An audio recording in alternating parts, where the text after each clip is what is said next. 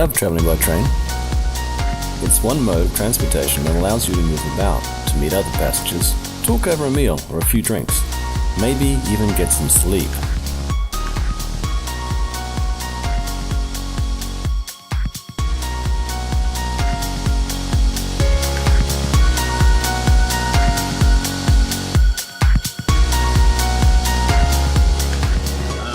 Train from Chengdu, heading down to Hangzhou, and the guys are playing backgammon and I'm getting bored. And it's only 1 hour into the trip at 24. Sick of reading my book. Might run up and down the passageway naked a few times. They might get things moving. We'd spent 3 weeks travelling through Tibet and now caught a flight to Chengdu, China. Our stay in Chengdu, the capital of the Xi'an province, was short before catching to the south. It's time later for me. The train broke down, I suppose, 4 o'clock in the morning and didn't get going until 12:30. All that time sitting around waiting. Now finally we're on our way again, but probably won't get in until about 6 o'clock tonight. From Kunming we travel by sleeper bus. And that is that our bus has beds in it rather than seats, which made for a bit more of a comfortable trip all the way through to Delhi. Here we are in Delhi. Finally. Well, we took the train down from Chengdu and it broke down. Oh, the railway did anyway. So we ended up being stuck there for a while, which I explained earlier on. We came to Kunming and then straight on a bus here, an overnighter. Wild time. Anyway, we're here in Delhi. What's there to do? Well, it's out of the mainstream. Get away from all the travelling, all the shit buses, trains, and just relax, do the cafe scene in the bars, or check out the pagodas, or get up on the cable car. Here we are, we decided to do the chairlift. And where's Jeff?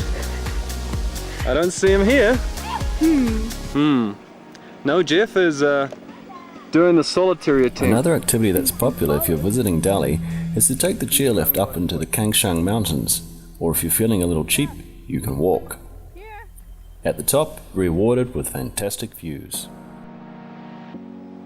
Well, we got to the top and we're just doing this little trail around the side now, which is quite nice.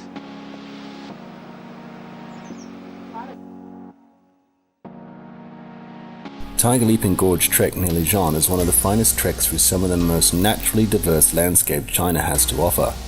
The trail runs high on the northern side of the gorge and passes through some quiet villages. It's normally a 2-day hike, but Jeff and I did it in a day. I just kept thinking of the sign we saw on the way in. It read, "Have a safe landing." Yeah. Delhi is known as a place to hang out by backpackers, a place to chill, grab a cookie and a coffee and explore. One of the places we were exploring was the Wazi markets near Delhi. Well, here we are at the markets near Delhi, checking it out. There's a lot to buy here and eat. I love going to the markets. No matter what part of the world we're in, they're always a very colourful and exciting place to visit. And this market was no exception. I guess there's an old new way of doing things.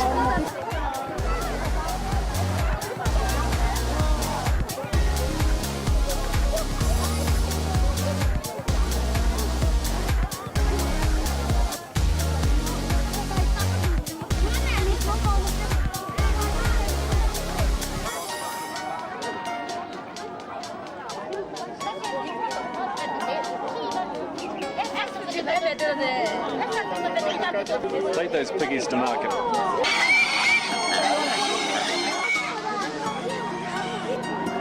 Walking through the marketplace like this one, with camera in hand, you just can't help yourself. Everything becomes a canvas, even the crazy-eyed dentist. Okay, here's our local dentist. Check this out. Look at my teeth are okay. Okay.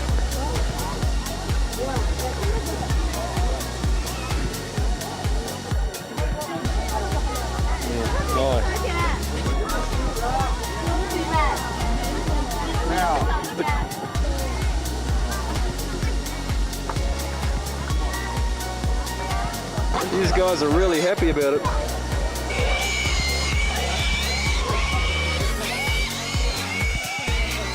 What's it gonna look like, man? and then you can just take a choice from when she's moving. I mean, would you get your children's haircut here? Well, perhaps if they were a little naughty. An early start had us on the bus to Xi'an. 6 hours of being bounced around. It's a nice town to visit on foot, and here at the Black Dragon Pools, there is plenty of hiking to do. Black Dragon Pools in Xi'an, Yunnan province. Got here yesterday. It's a pretty hard hell trip on the bus, 6 hours. And well, fucking pissed with rain yesterday. Even our hotel roof leaked. Plus we had the good old snake. Today, well, it's a bit finer. We're just going to wander around and look around town. Let's go.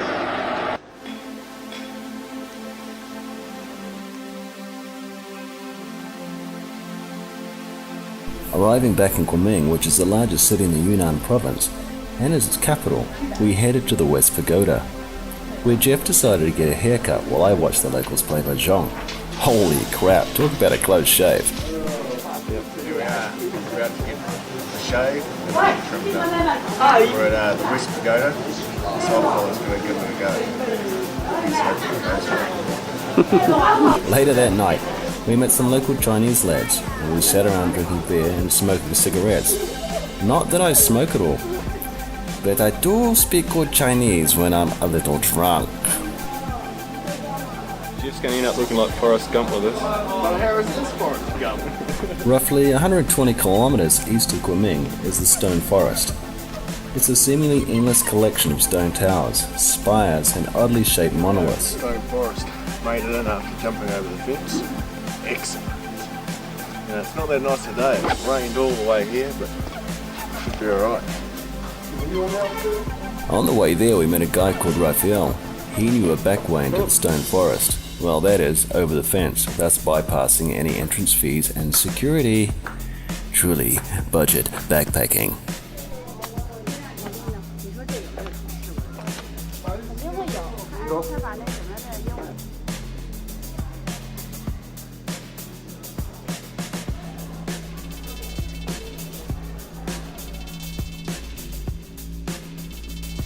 Here we are again.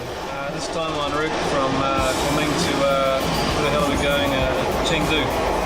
From Chengdu we'll head up to Xi'an, but some quite amazing looking countryside out here, so check it out for yourself. We're now traveling back to Chengdu. Nice to get some sleep on the train, as we have a sleeper car. That was until about 1 AM, when some bad juju forces me to puke up all my dinner. I knew I shouldn't have eaten that green duck egg.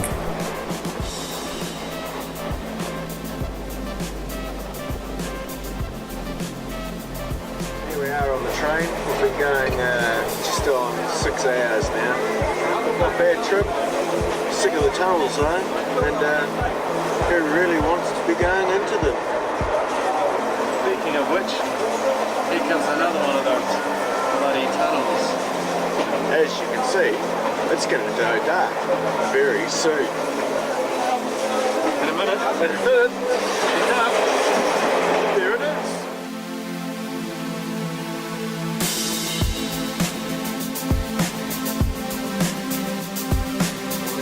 Well, we managed to get to Chengdu alright.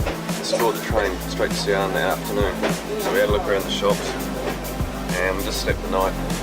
We should be arriving Xi'an sometime this morning. Excellent. Check out some of this scenery. Traveling to Xi'an, we have another great train journey by sleeper car. I can't say it enough, trains are a fantastic way to travel.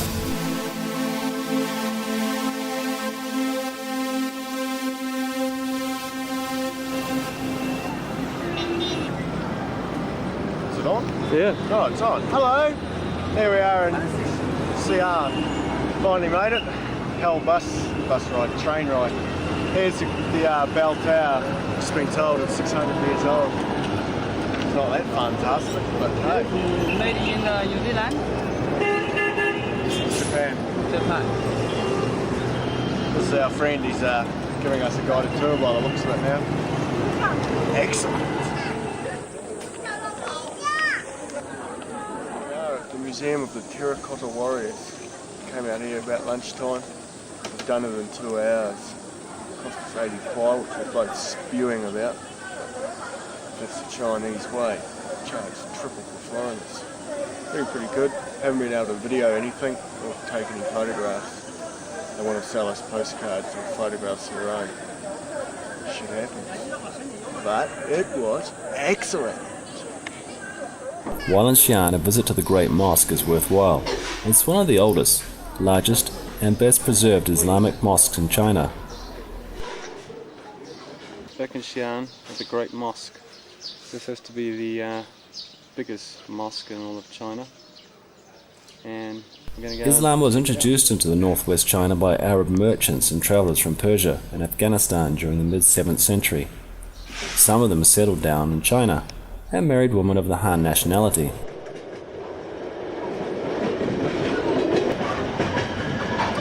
Check this out. This is doing things the hard way. We decided to take the hard seat from Xi'an to Beijing. So we've been on the track now for how long?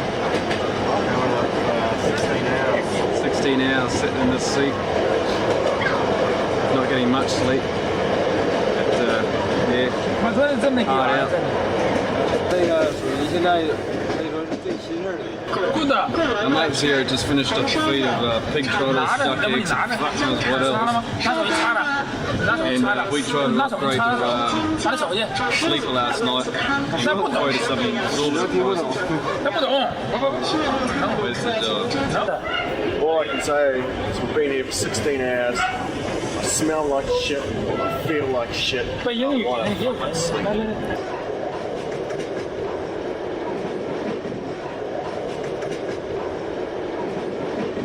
Beijing, we made it.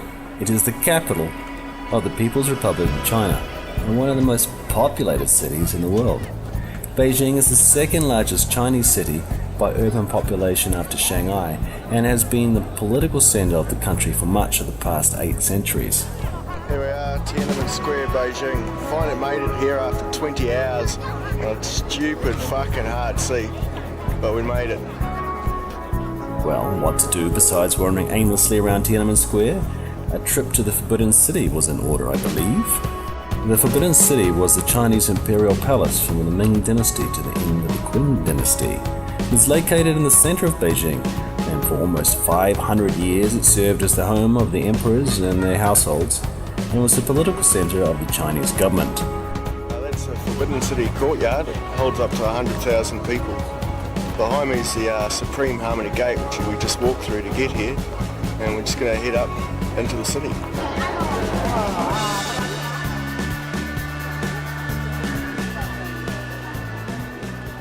Well, here we are at Tiananmen Park. It's quarter to 6 in the morning. We're both tired and grumpy. We've come to watch the old fellas do Tai Chi and Judo and Karate and Yoga and stuff, but the gate's not open yet. We'll be there soon. Good morning, Peter.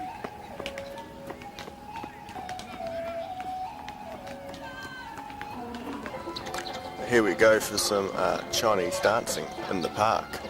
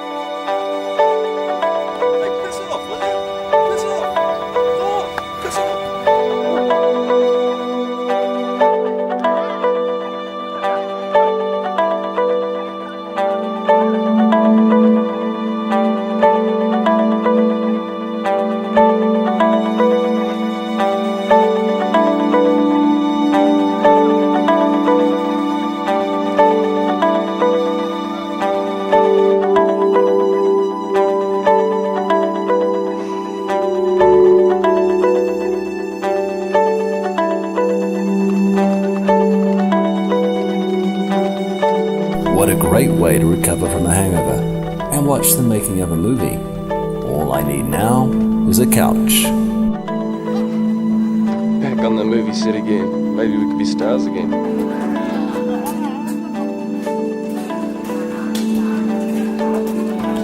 Well, that was the park.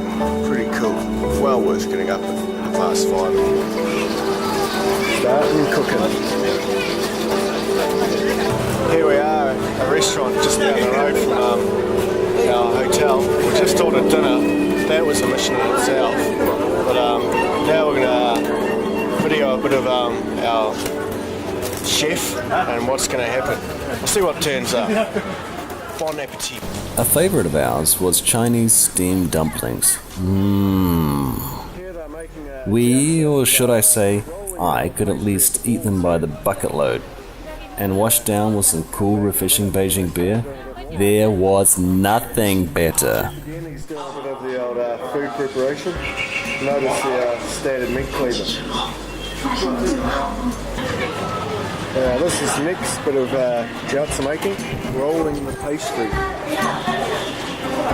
And just here that she's filling the pastry and squeezing it together.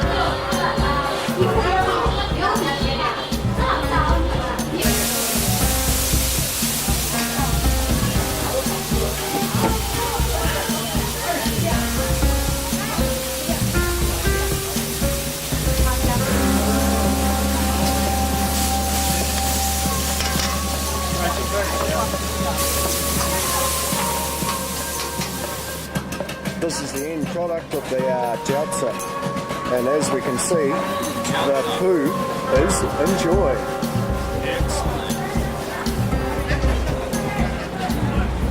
All I can say, this is one of the best restaurants we've had. Great food, great chef.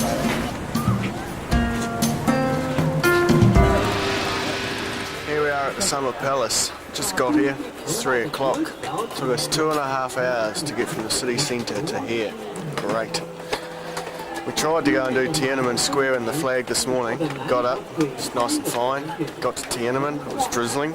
Walked out onto Tiananmen, it was fucking pissing with rain. Flagged it away and went straight home. Shitload of people, we thought we'd be there early, but not to happen. Anyway, let's go have a look around here. The Summer Palace is a vast ensemble of lakes, gardens and palaces, and it was the Qiulong Emperor who commissioned work on the imperial gardens on the hill in 1749. And today, boys and girls, we're going to look through the round window. And what would a visit to a place like this be without some form of dance and delicate public relations by none other than Jeff himself? La la la la. I share my camera in your ass.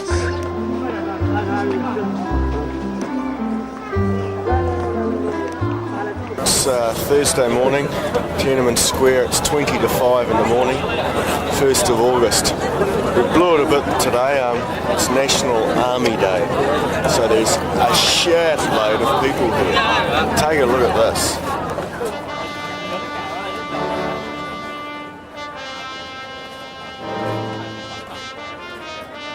Braving the crowds in Tiananmen Square to watch the national flag being raised seemed like the thing to do. That is, if you don't mind pushy crowds.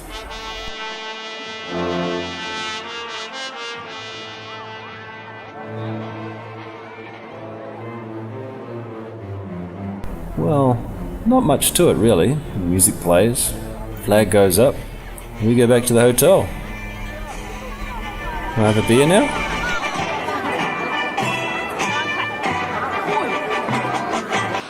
Scimitar Great Wall is 120 kilometers northwest of Beijing. It's 5.4 kilometers long with 35 watchtowers.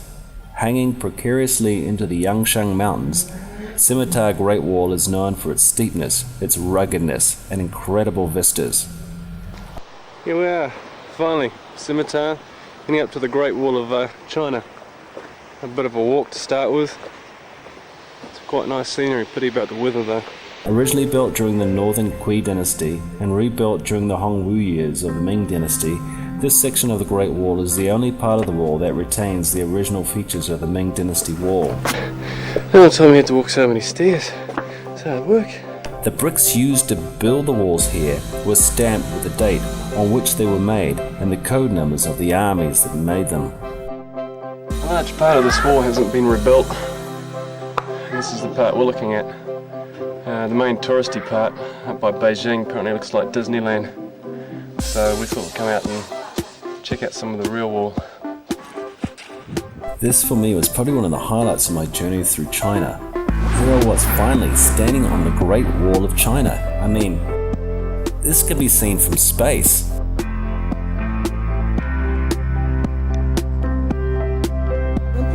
Here's Pooh walking on the wall.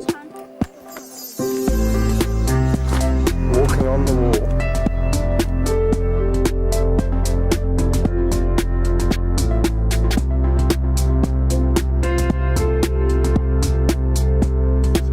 Today we went out to last night in Beijing last night, so we went to the Palm Beach Bar and Grill first, and then we went on to Poachers Inn.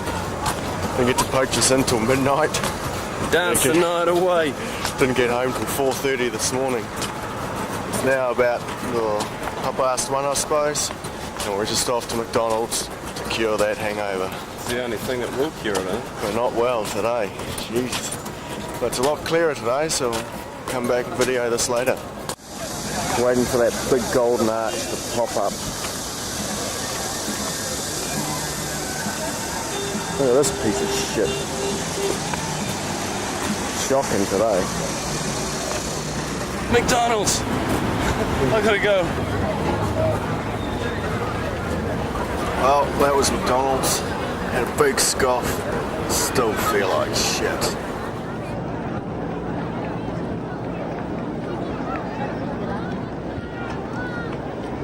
Here we are, back in Tiananmen Square.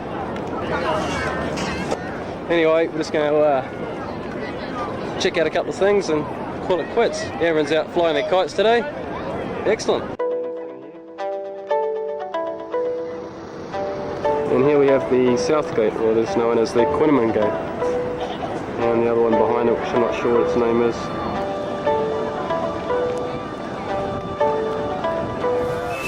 Last few hours before we go leave Beijing, start leaving China on the train to Moscow. Sitting in the restaurant that's just up from our hotel, having a quiet beer and watching the world go past.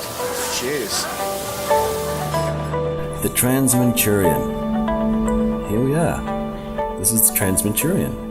Although this train is regularly referred to as the Trans-Siberian, the actual route we're taking is around the top of Mongolia and through Manchuria. It's more accurately referred to as the Trans-Manchurian. It's almost 9,000 kilometers and involves 145 hours and 37 minutes of straight train travel, give or take. On the train to Moscow, we've got two Spanish girls living with us. From New Zealand now. Now a bad scene. Just look at this. The commute. I mean, look at this. We got introductions. Well, I'm Maite from Bilbao. I'm not a Spanish, but now I think I'm from New Zealand.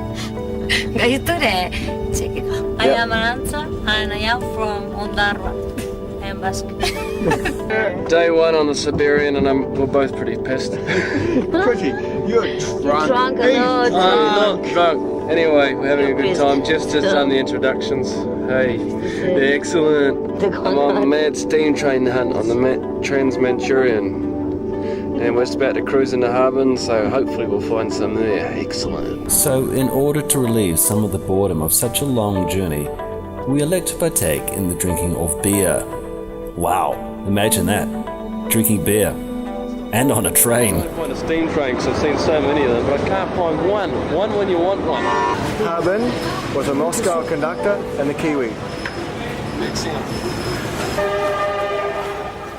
Hey, here we are in Manzuri, early in the morning. I hate early in the morning. Bit of public relations going on here with each Russians. And we just got past Moscow. This is our last stop in China. You know what I can say? We're just going to walk along the platform here and go and have a look at the duty-free shopping in Manzuri. Duty-free shopping in China. This is awesome.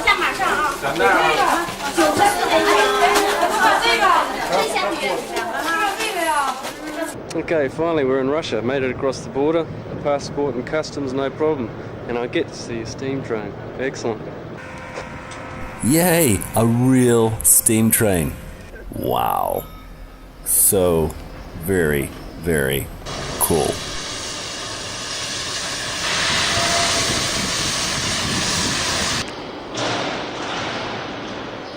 So here's where they do the bogie changes to change the gauge over from China side to the Russian side. Russian bogies are a little bit bigger. So lift the whole carriage up and slide the new bogie in underneath. Stopping at Zabaikalsk involves a long wait of a few hours while we change carriage bogies due to a break in the rail gauge. So why change the gauge? Besides being a huge time waster, let's take a look at what some of the advantages might be. One advantage is that invading armies may be severely hampered, as when Germany invaded Russia in World War II. However, this break of gauge came about more by accident than design, as the American consulting engineers were merely introducing the gauge commonly found in the southern United States. Just enough. Another advantage might be that different gauges had different loadings. The break of gauge helps prevent the larger wagons straying onto lines with smaller tunnels. And there you have it. Excellent. On the train again. Been on it now for about 6 hours out of the Russian border. Coming up to our third night. Pete wants to go and have dinner, but he can't afford to. He spent all his money at lunch, $10. He's playing this stupid game now. We'll have a bit of a look around. Well, it's back onto the train as we travel deeper into Russia, and we find ourselves out there on the edge of total boredom, only to be reeled back in by the consumption of more beer and jokes about body odor.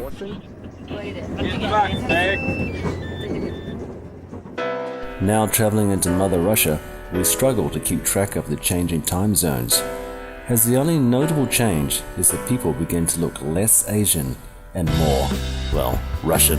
The scenery's changing, a lot more trees around, and a bit more civilization.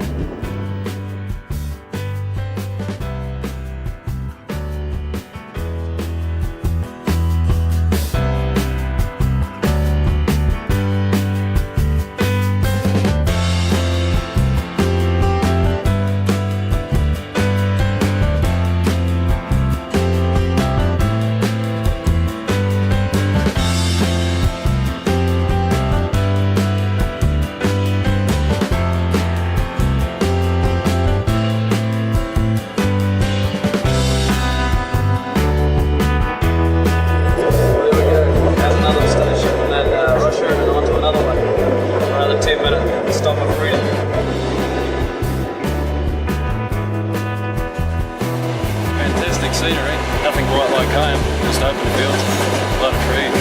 And this lake is beautiful.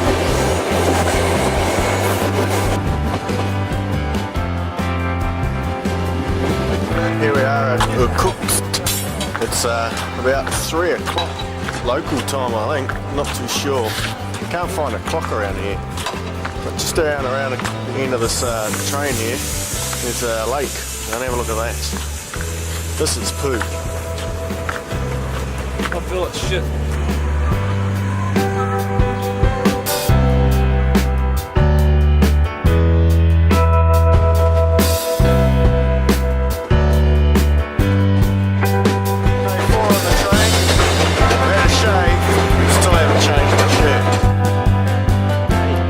Here we are, day 5, and having my usual breakfast of bread and water. Actually, it's been a bit varied this morning. I have a knockwurst and orange juice. Well, splash out, I thought. This chocky's not bad. He's eating up already. What a big cunt. I'm okay. I've got my chocolate and my beer. I've changed my shirt. Excellent. Well, we're just trying these beers that we bought at the last station, and they get the fucking big thumbs down. This stuff is crap. But as you see, Pete's still drinking it. If I feel like shit tomorrow, it's Jeff's fault. He made me buy this crap.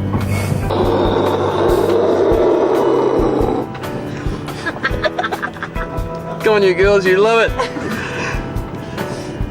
Duracell. Duracell. 10 times more battery power.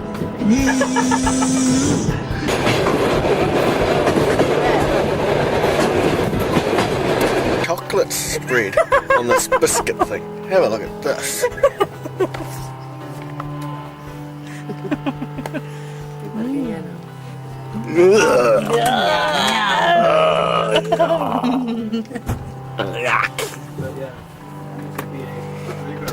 Xi'an. Pete managed to buy a loaf of bread on the platform this time. He didn't run around like normal, awestruck the Russians, but have a look at this as well. Good bread. Solid as a fucking rock. There's just some footage leading out this window in the dining car carriage. It's pretty wicked, especially when you're at speed. Finally arriving in the heart of Mother Russia, we head to Red Square, named so not because of the link between the color red and communism. Rather, the name came about because of the Russian word krasnya, meaning either red or beautiful. This word, with the meaning beautiful, was originally applied to St. Basil's Cathedral and was transferred to the nearby square at a later time. Well, here we are, we made it to Moscow. Behind me is Red Square. Been to Tiananmen, now we're doing the red bit. That's the seal, the cathedral behind us, St. Basil. To the right's the Kremlin, and just in front of the Kremlin there's the mausoleum, Lenin's mausoleum. So we're going to have a bit more look at those. Our day also wasn't complete without a trip to the Ostankino Tower. It is a television and radio tower. At 540 meters tall, it is currently the tallest freestanding structure in Europe and the 8th tallest in the world. About the height of the Sky City casino in Auckland Tower. The whole thing, yeah. Quite a view up here. Moscow. It's Russia's capital city. And did you know that Moscow has the largest number of billionaire residents in the world? Not only that, but it's been ranked the second most expensive city to live in. There we are, we've got our own tour guide here at the moment. We met some people that are friends, I've got friends in New Zealand, two girls and a guy, and they've been giving us a tour all day. Yes, we're in Moscow, and we are going right now to the Moscow State University. Let's go. HQ of the KGB. Moscow is also the northernmost and coldest megacity on Earth. But it's also one of the fastest tourist destinations in the world. This is Olga and Tanya, they've been taking us around today. Say hi guys! Hi guys!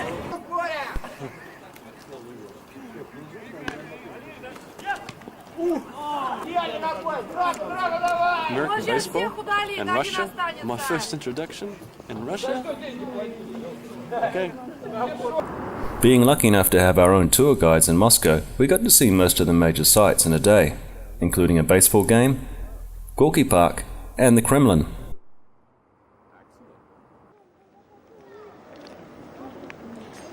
Well, here we are, Creme de la Kremlin. We made it in, they let us in. Not much to say really, but let's go and have a look.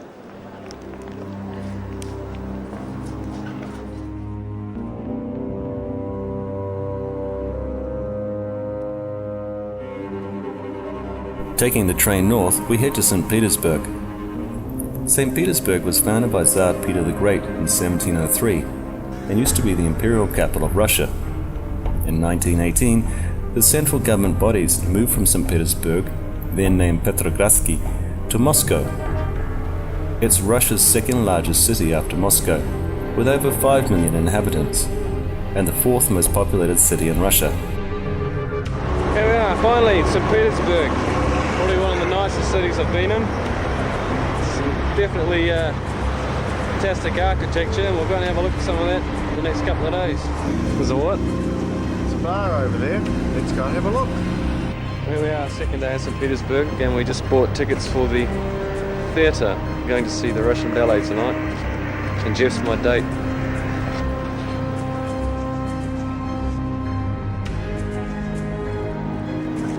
And we've just visited the Kazan Cathedral. St. Isaac's Cathedral is the largest Russian Orthodox cathedral in the city, and it's the largest Orthodox basilica and the fourth largest cathedral in the world. So the cathedral is in the grounds of the fortress, and it's our cathedral number 3 for the day. Just about churched out. Must say though that St. Isaac's Church is probably one of the best we've seen so far.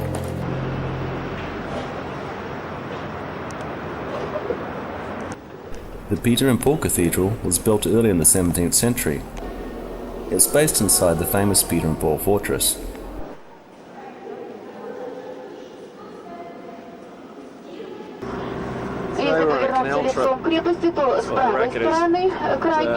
Gonna hit the beach later on today. Go check that out. We would have loved to stay here longer than we did. We found it to be an amazing place to visit. Rich in architecture, we spent most of our time exploring the history of this city and its many cathedrals.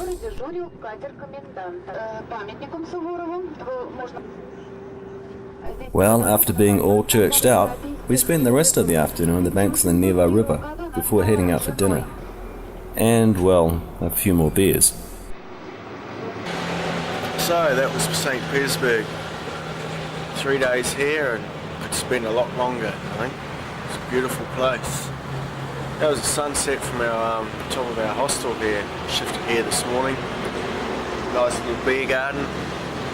4th floor. Well, having a beer now. It's called Xi'an. 5.7% alcohol. It's great. Now travelling through Poland, we make a short stop in Krakow before heading into Berlin and then onto the Greek islands. There we plan to, well, unwind a little bit. We're in Clowny Square in Krakow, and guess what we're doing once again? Hey, beer.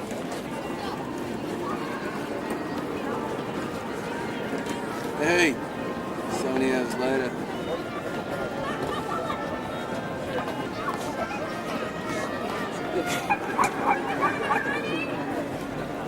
Berlin. Right now we're sitting outside the wall. Oh, actually, Brandenburg Tor. It's the structure that most common symbolises the future of Berlin. It was built in during the reign of Friedrich Wilhelm II. Wow. Blow me away.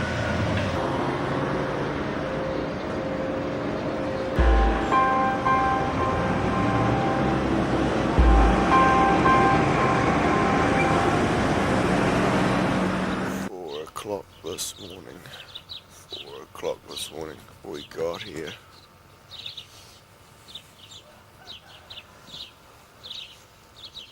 Left at 8 o'clock yesterday morning. Still here, regardless. Excellent. Now travelling to the Greek islands, we will spend a little over 3 weeks here with the objective of sightseeing and taking history tours. Here we are in Paris. We're about to leave for Eos. Party for 4 days. Can't wait. You know, it's been a great island. 4 days in the sun. 3 days, or 3 nights. Kissing it up. It's been great. Can't complain. Can't wait for the next island. It turned into a continuous party, stemming 3 islands, Paros, Eos, Mykonos, with a break in between at Santorini, which, as it turned out, wasn't really a break at all. Excellent. G'day. Far out camping, Eos. Today's the big day. The last party for the season. 200 rec power for a beer. Starts at 2 o'clock.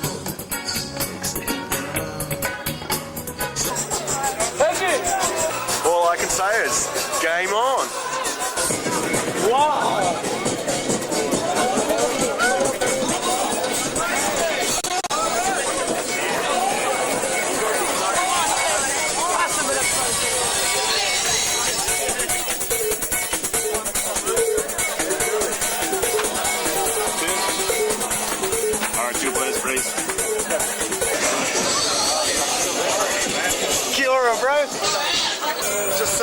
car and the barman's on. Have a look at this. Barman, go!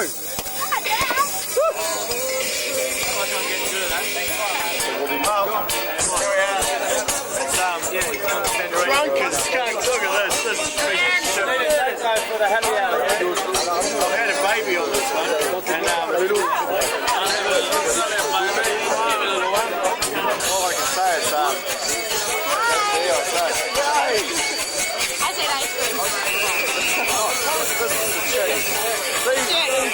American Arizona chick. Didn't want to be on the video before. That was Chick Bumblebee. Sexually frustrated. I'm not really that stressed. I just need drugs to clear me through the rest of the day. And I'm going to change my name from Steve to fucking Dave or someone, so people stop calling me fucking Steve. And I'm really starting to feel it now. I think I have a quiet day today. I'll be saying that every day. My body's failing, so this is going to be our last day. Santorini tomorrow. Definitely starting to get quite difficult, this job. Body's really starting to feel it now, and probably go again tonight. Oh, thank Christ for leaving EOS. Hard rules. 7 days here, liver's dead, pigs are back, and off to Santorini. Hopefully some R&R this time.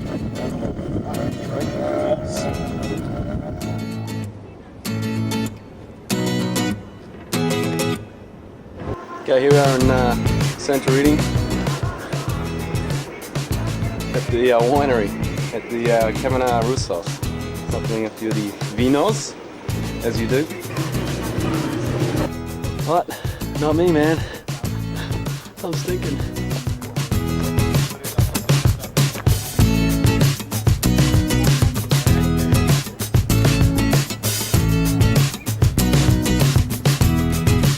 The Greek island scored a 9 out of 10 on this trip, missing out a perfect 10 due to the number of gay bars that Jeff took me to on Mykonos. Probably should have given that island a big detour. Checking out the sunset in Santorini. It's supposed to be quite good here.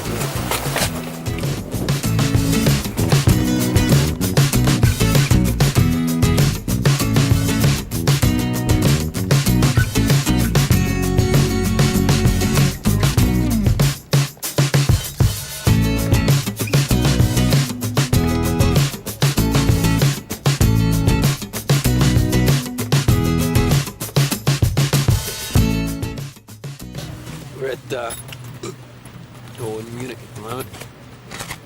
Be a messy day. Primo. Look who's turned up. Fuck. Hey, that's it.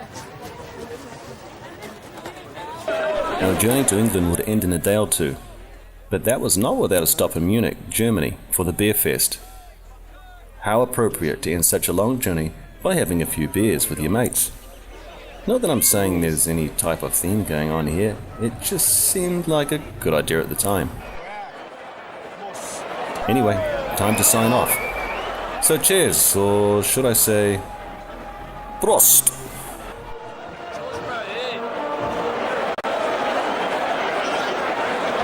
Casper, the friendly ghost.